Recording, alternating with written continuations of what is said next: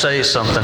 No, I want to encourage you guys today as you labor for the Lord to keep running that race. Keep pressing on for the mark, because one of these days, our labors, right, the Lord recognizes our labors, and He's not going to let us fall, and we don't have to be discouraged. We just have to do and be willing what the Lord would have us do. Brother Bradley wanted to say a few more words. I want to give him a few minutes, and then we'll pray and be dismissed. Brother, you would like to come up?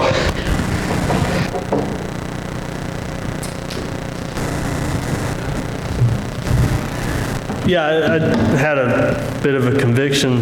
Felt like I needed to come up here and share something with you guys. Brother Jonathan was talking about planting seeds and taking years to come to fruition. I want to read a text that a buddy sent me just Friday, 2 days ago.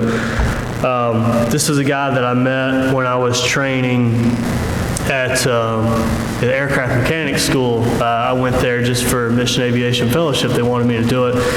This was 2.5 years ago when I met him.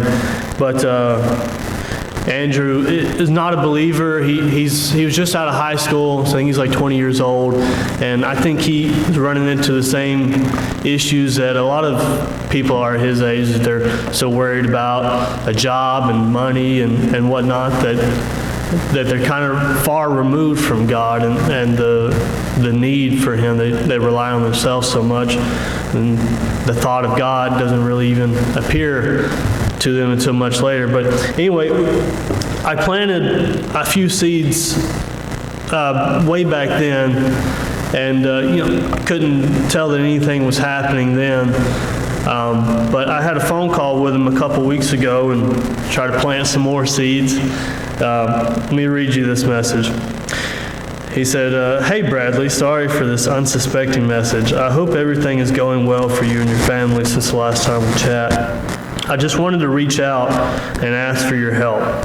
My family is going through a lot right now. My dad was diagnosed with cancer back in April, and just a couple days ago I got word that it has spread to the brain.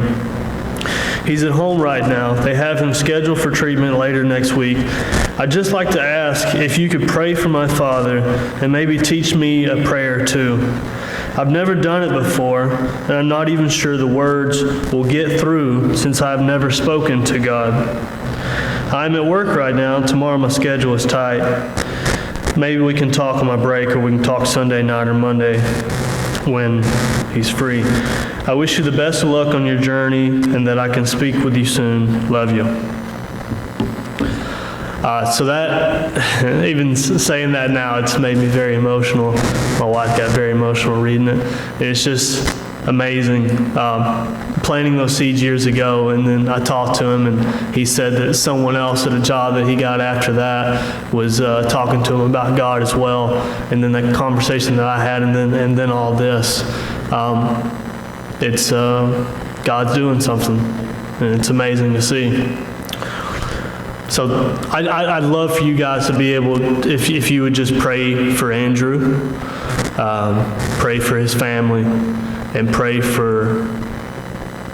that he will allow God to use him. Because I know that though his dad is going through all this, that if he sees God in his son's life, then that's all that really matters. Anyway, thank you for letting me share that. I did want to ask if you guys had any questions. I know there's a lot of questions that no one gets to ask. I'll start out with one. A lot of people ask, well, this money that you donate to our mission, where does it actually go? You know, some foundations, 80% of it goes to administrative fees or whatever. I'll answer that. All the money that you give goes to us, our mission. It goes to the amount that it takes to keep us on the field.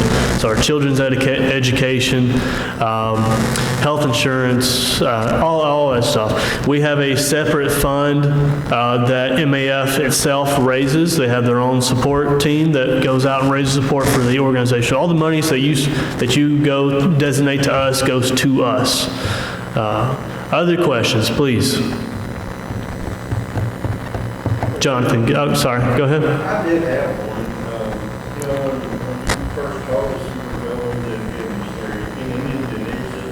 The first two thoughts that come to my head were, like you said, 95% of it is Muslim, and a lot of those folks are communists. So it's not a region that's without peril or potential danger for Christian missionaries, you know.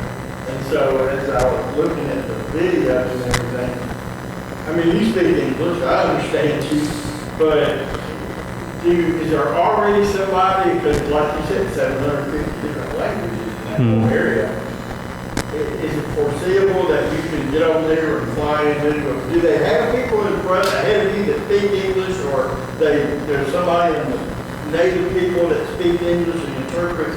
How does that work? Or is it always somebody to facilitate the communication, or is it really you show up with food and Bible and nod your head and work through it? A few answers there. So in August, we're going to Nampa, Idaho. That's where MAF headquarters is. And we'll be doing 3 months of training.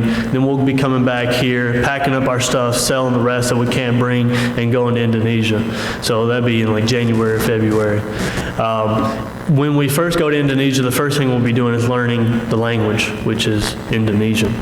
That's the main language for Indonesia. Like you said, there is 750 or so different languages. The different villages that I'll be flying out to most likely will each have their own language, or a version of Indonesian. So it'd be possible that I'm sure I'll be able to communicate a little bit with some of them, and then maybe one or two maybe from each of these villages possibly will be able to speak that language, or be able to speak Indonesian, and we can get some conversation going.